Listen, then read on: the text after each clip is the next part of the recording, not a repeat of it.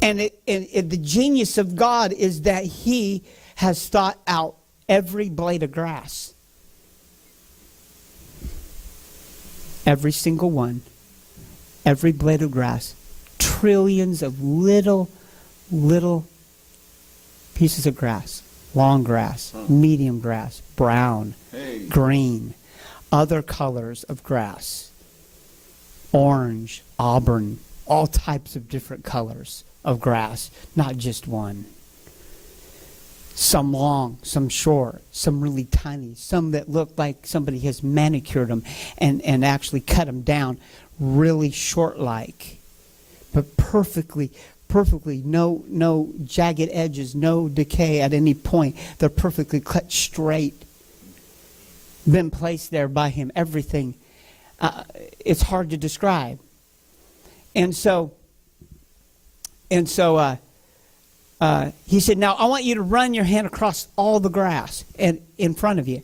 And I went across the grass, and when I did, I heard hundreds of thousands, millions of songs, phrases, poems run up into the air. I watched the words go up in the air, and I watched them come together, and I watched them go, and I watched them as those words became light, and they wove themselves up to the throne.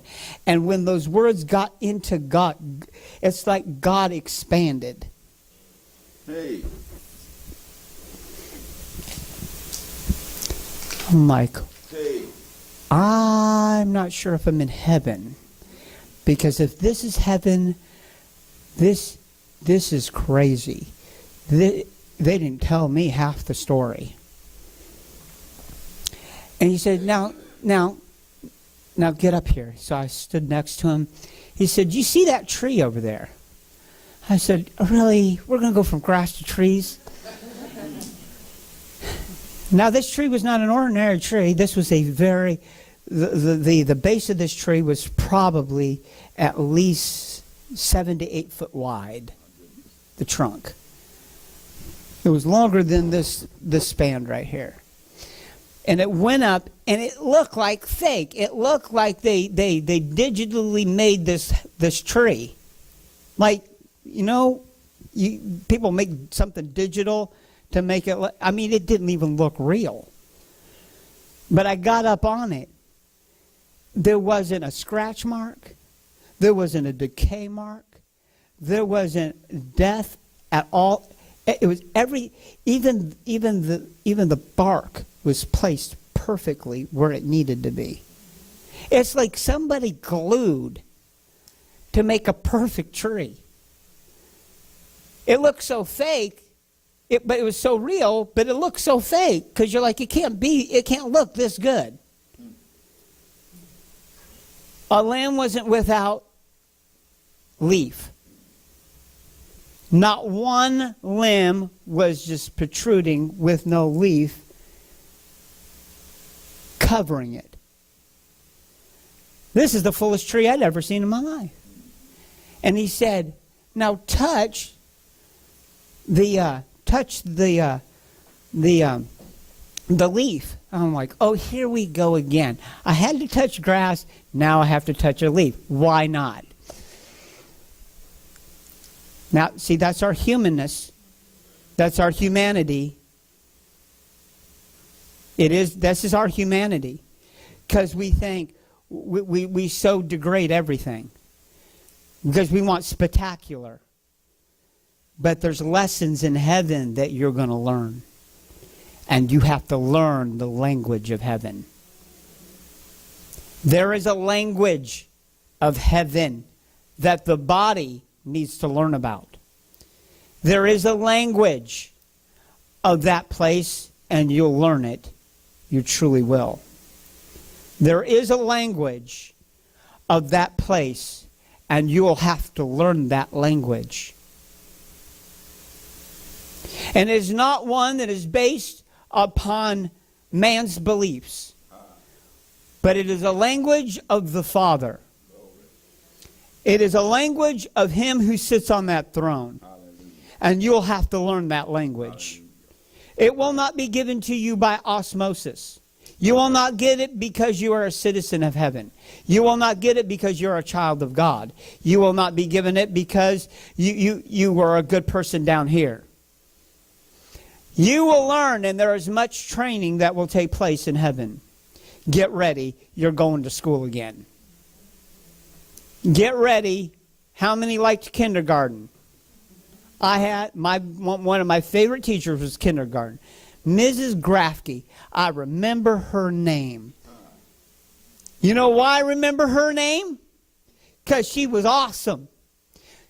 Third grade teacher, Mrs. Schumann. Greatest teacher on the planet Earth. Know why I remember her name? Because she was awesome. I can't remember that jerk teacher that ruined my life. You know why I can't remember her name? Because she left an indelible curse on my life. And why would I remember somebody like that?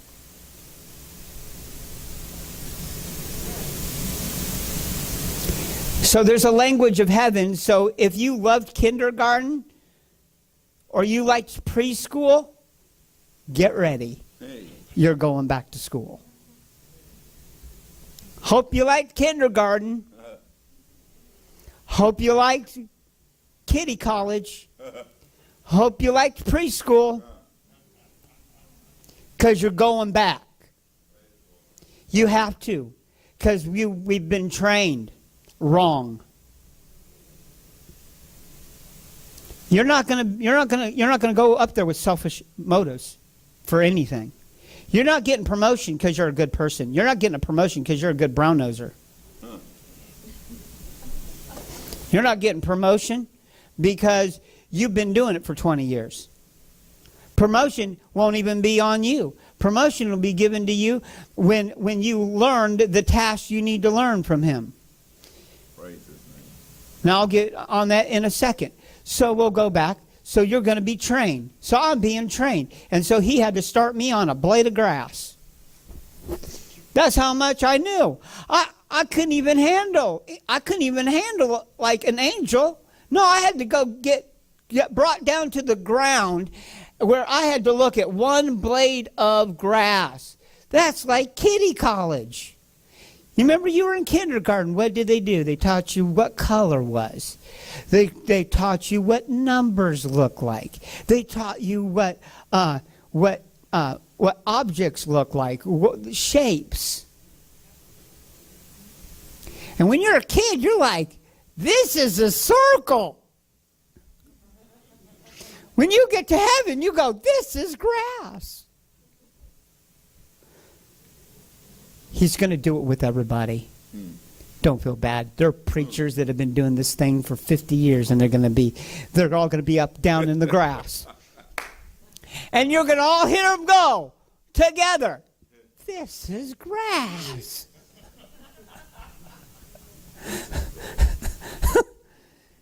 You'll go, but they're the preacher. They've been doing this for like 50 years. Doesn't matter. Hallelujah. Because there is, what did I just say? There is a language of heaven. And we've not learned its language. We have been taught humanism in the church. We've made our approach to God about us. And your approach to God isn't about you, it's about Him concerned about you. And so there I'm standing by a beautiful, large, gorgeous tree with about a seven foot span base. Gorgeous tree, huge. Now get this. There's no shadow in heaven, yet underneath the tree, the shade of color changed. And as the wind would hit the tree, you know how you'd see the shadow hit the grass and then the light would come through and it would leave shadows? The colors would move just like that. They would move around so it looked like. So even the color change on the grass was color. It wasn't shadow. It wasn't even light. Do you know that light is in everything in heaven? Light comes out of everything. It comes out of the trees. It comes out of the grass. Light shoots up out of everything. So there can't be a shadow. It's not a shadow because light comes up out of everything. It comes out of the bark. It comes out of the leaves. It comes out of everything. It comes out of the water. Light is infused into everything. And so I'm looking at this leaf and I go, yeah, it's a leaf. It's a leaf. And I heard Jesus say, no, no, no, no, it's not just a leaf. You know, I got revelation that first day. I don't know very much. I'm not all that smart. There's a whole lot of training I have to have, and it's going to take longer than a day.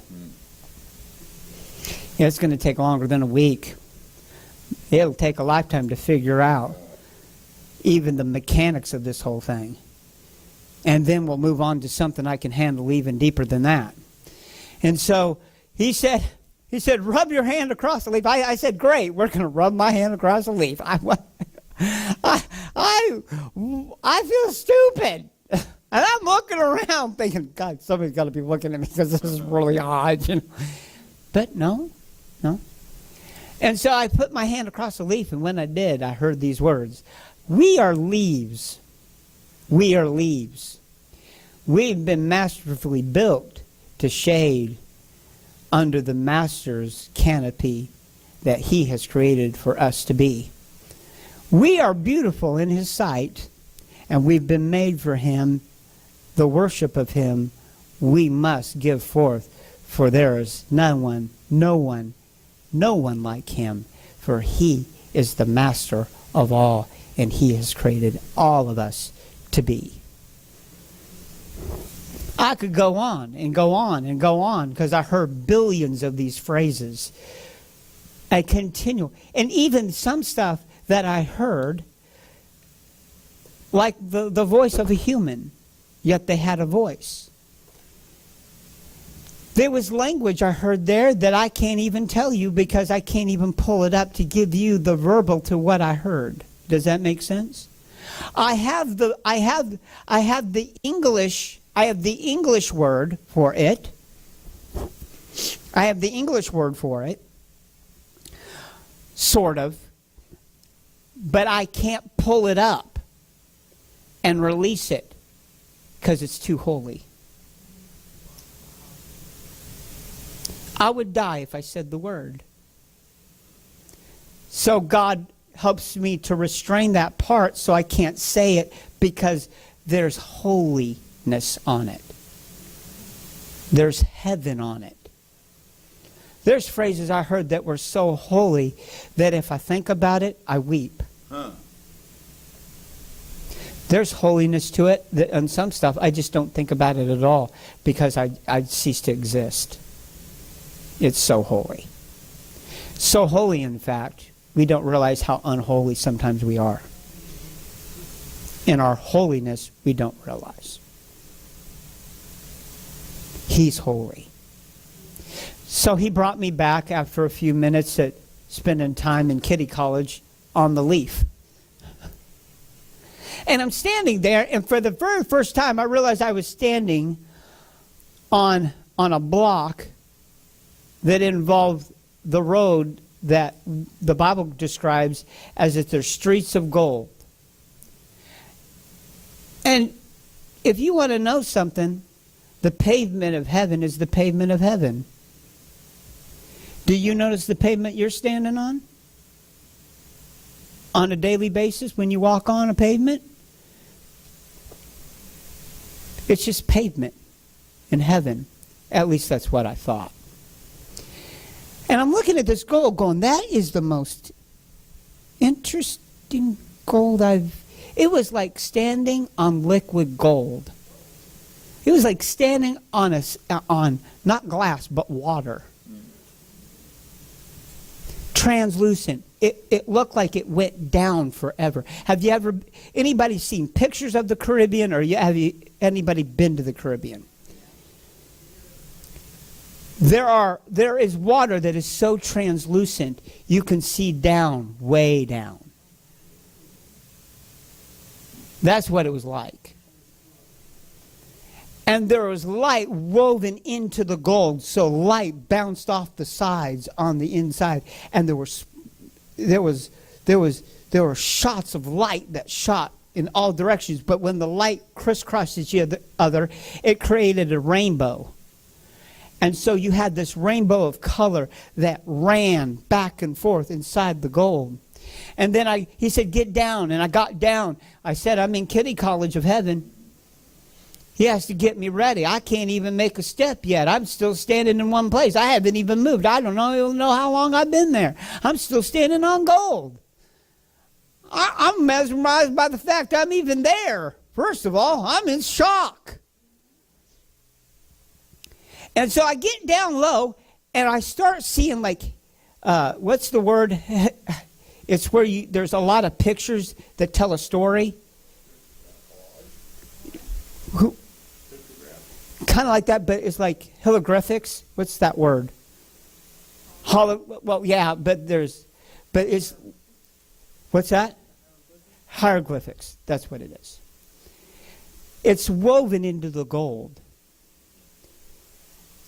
And when you touch one, it pops up 3D, and it gives a record of the creation of heaven. And you learn on the streets of gold, heaven. Hey. Member churches will say, you need to learn the history of our denomination. You're going to have to learn the language of heaven. And you'll put your finger on one hieroglyphic, and in a 3D image, you'll have a video, you'll have an image that will lay out that particular time frame of heaven in that sphere of time. Woven within that, even further, are lines like on a sheet of music. You have lines, and then you have music that's set. It's woven into the gold. And as you put your finger on it and run your finger through it, a heavenly song plays. So when you're walking in heaven, you'll both touch stuff that will come up, and you'll see it, and you'll be taught the order of heaven. But in other ways, you'll step and you'll find your foot will go into the gold, and it will touch that music, and a heavenly melody will come up out of the gold.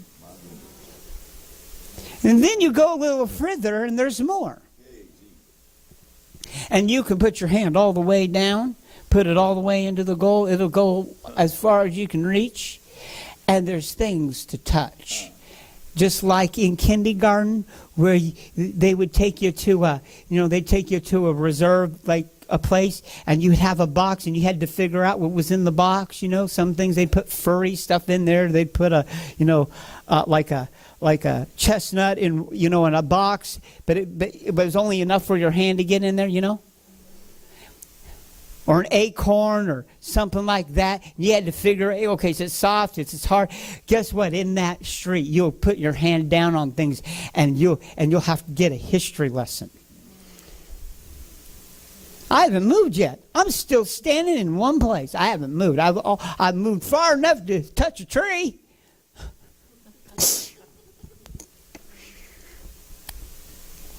And so I put my hand down, and there was more. There was even more. And I remember thinking to myself, if this is only the beginning, and I haven't moved yet, what awaits me? And there's a lot of stuff. I could talk to you probably for 3 to 5 weeks, 10 hours at a time, and not cover everything. And that's not short of being real close. There is so much. So we'll move on a little bit.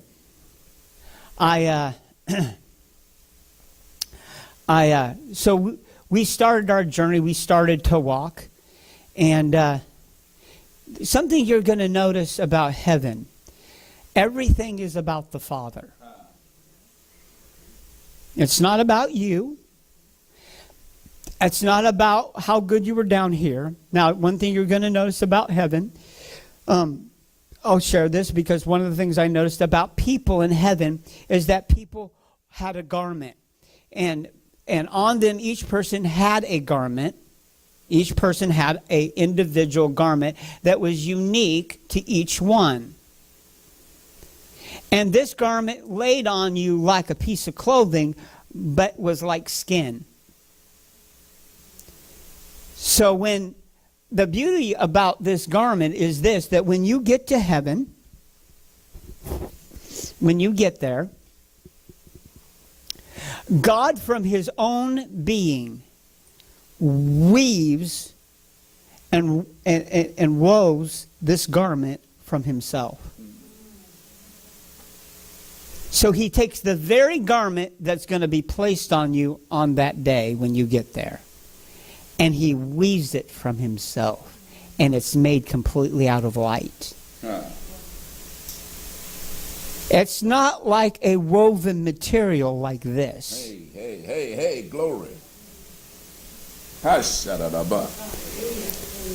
Hey, glory. It's made from the very light that proceeds from God. And he weaves it because he knows that the garment that he's about to place on you is like an access badge that you would have at a business. So you go to NASA, they have different departments, correct? They have one for whatever, they have another department for another, and depending on your level of access or your level of clearance, you're allowed into certain parts of that particular area or building or whatever. Your garment will allow you into certain parts of heaven, but not all parts. So you don't get to go everywhere you want. You don't get to see everything you want. Some things, there's promotion that comes, and the only one that gives it is God. And the only way that you get greater access is that God then makes another garment that he places on you. And when that garment is placed on you, you're known by the garment you wear.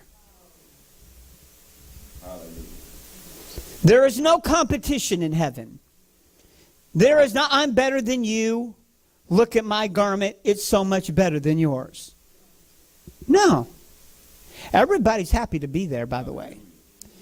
Some people are just happy they made it. Praise the Lord.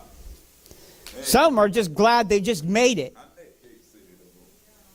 Some people who snub their nose and say, oh, I've really arrived, I've really made it, are going to get there and they don't even realize that there's going to be this little lady that everybody ignored, but she spent her life on her face.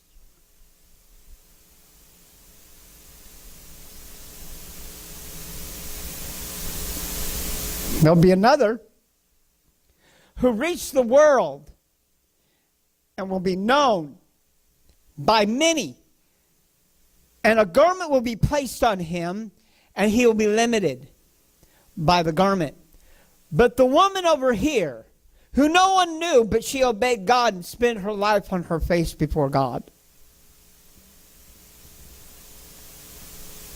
and prayed, and went to nations in prayer. Her garment will glisten like the very sun. God takes jewels, and they look like yarn, but they're actual gems, and they're woven into your garment. It's true. And when the light from the throne hits your garment, when the light that's from the throne hits your garment, it displays your access. And when you approach an area, it'll be like a key that fits in to a keyhole. And so when you approach an area, what is coming out of your garment will actually lock in to that access of that area. And if you're allowed in, it will fit. If it doesn't, you won't go in. Now, I don't talk about a lot of this, because some people get the idea that God favors people. But he doesn't. He loves everybody. But there's access to different levels of the glory. There's not just one level of the glory. There's not one just level of the presence of God. When you get to heaven, you meet three people. You meet Abraham, the father of all nations. And you'll meet him, and he's a wonderful guy.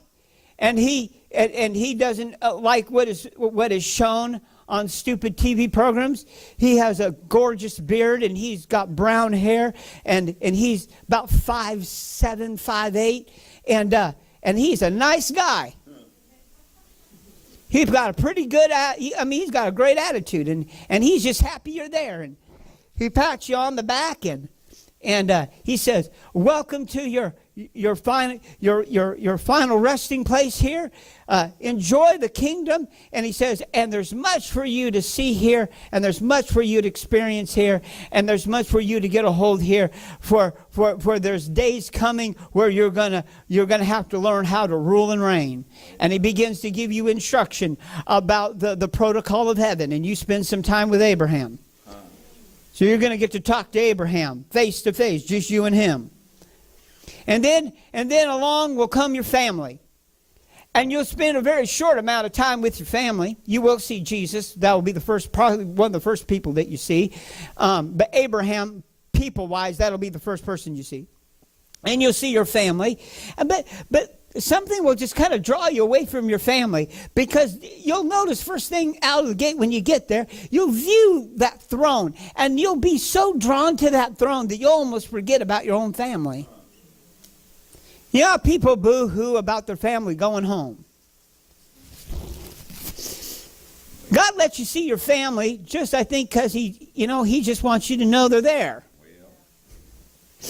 He don't want you to feel bad, I guess.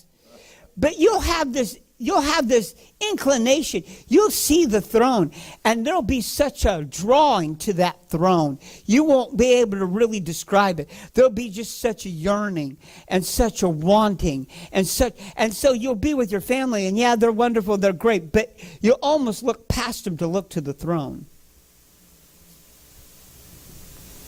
And then it'll happen. Two great angels, maybe one. What I witnessed, what I saw myself. That's maybe not everybody, but what I witnessed, what I saw, was that two angels came and took you by either side, and they led you up to the throne.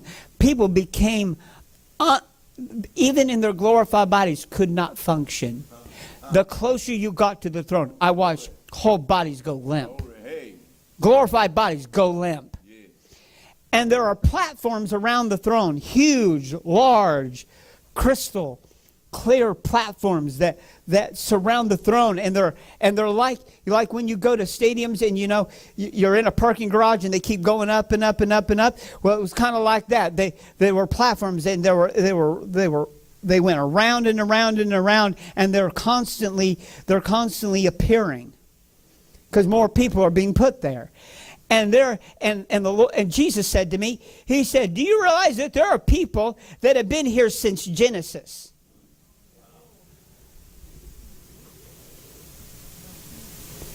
They've been here learning about the Father.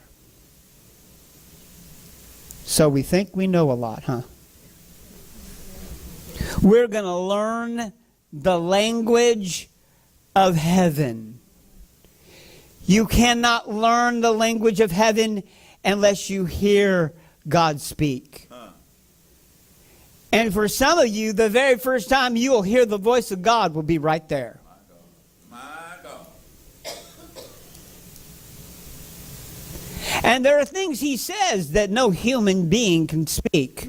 It's too holy. It's too great. It's too mighty. It's too beyond comparison. Even if you had the ability to articulate and put words together that created a phrase, they're so holy. One word is so holy, you would melt. It go into the cracks in the ground. That's how holy. So holy, in fact, that even when you go liquid, you would go to dust and disappear. You wonder why you're going to have a glorified body? You're going to need one because you're not going to be able to take the amount of glory that's coming forth from him. Hallelujah. And people are beside themselves on these platforms. And there are different platforms where I watched angels actually take people from one platform and move them to a different part of the platform. Because on this platform, there are different aspects of God that's coming out. And you're going to have training in heaven. Did I say it before? I'll say it again. You're about to go through the school of heaven. Because the Bible says you're going to what? Rule and reign with him, right? Well, you can't rule and reign unless you know how heaven's run. No pastor puts a person in place unless they understand the operations of the operation of the church, right? No good pastor is going to put somebody in a position if they don't understand the vision of that church, right? Come on. Vision's from heaven. Hey. Structure is from heaven. Glory. If a church has structure and has a vision, there's a reason why people don't just put people into position. That's why pastors don't throw everybody into position. No, you learn the language of that church. Each church is going to have a different vision. Each church is going to have a different expectation. Each church is going to have different demands. Heaven has a whole language you're going to have to relearn. Praise the Lord.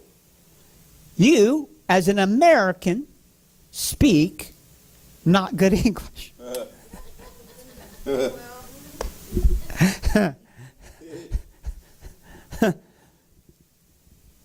Well, that's what the Europeans would say. And so, just like you go to another country, if you were going to live in that nation, you would have to adapt to that language, right? To be able to communicate, to be able to get things done, to be able to buy, to be able to sell, to be able to do what you need to do. Let's say if I went to Asia, there is a common language in Asia that almost every Asian speaks. Mandarin, is that correct? And Cantonese. So if I'm going to go there and live and not be blind every day, I'm going to adapt my language to theirs. Just like when people come to America, they should learn to adapt their language to us. Because other nations expect us to lose our language and accept theirs. Excuse me. And so the language of heaven is going to have to be taught just like it's taught here. Correct? So there's a whole language you don't know about.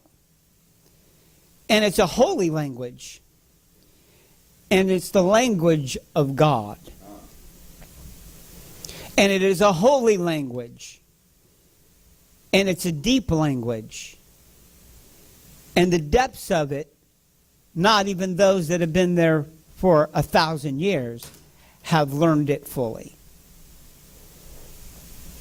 Those that have been there 1,000,000 years have not learned it fully.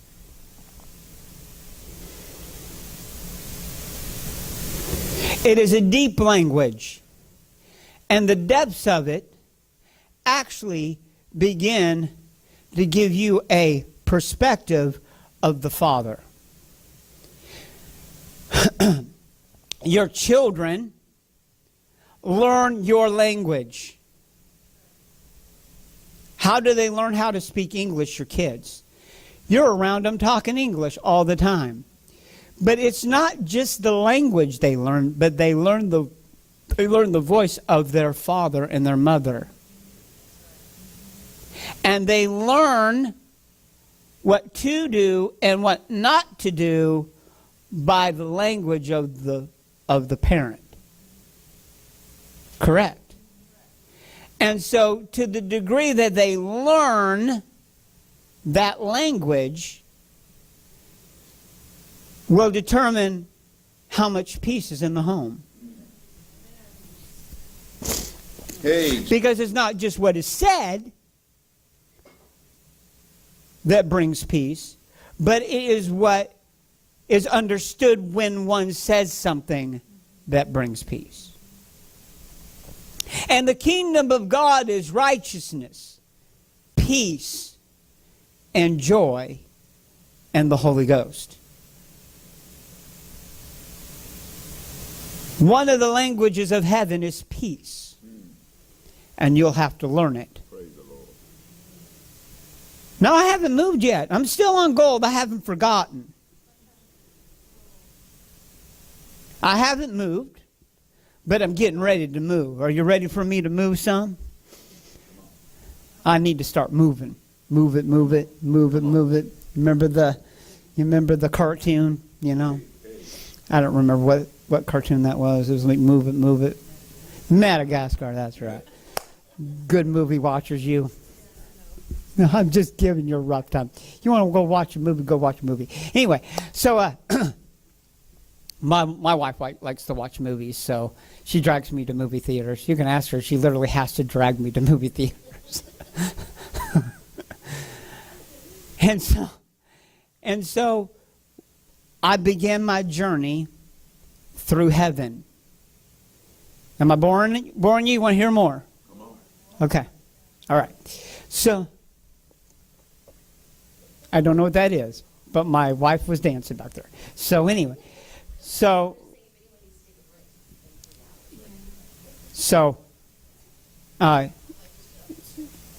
you want me to take a break so everybody can get some water, get some liquid, go to the bathroom? Do you want us just to? Okay. So we're going to pause it right now, and we'll get to some real meaty stuff here in a second. Okay.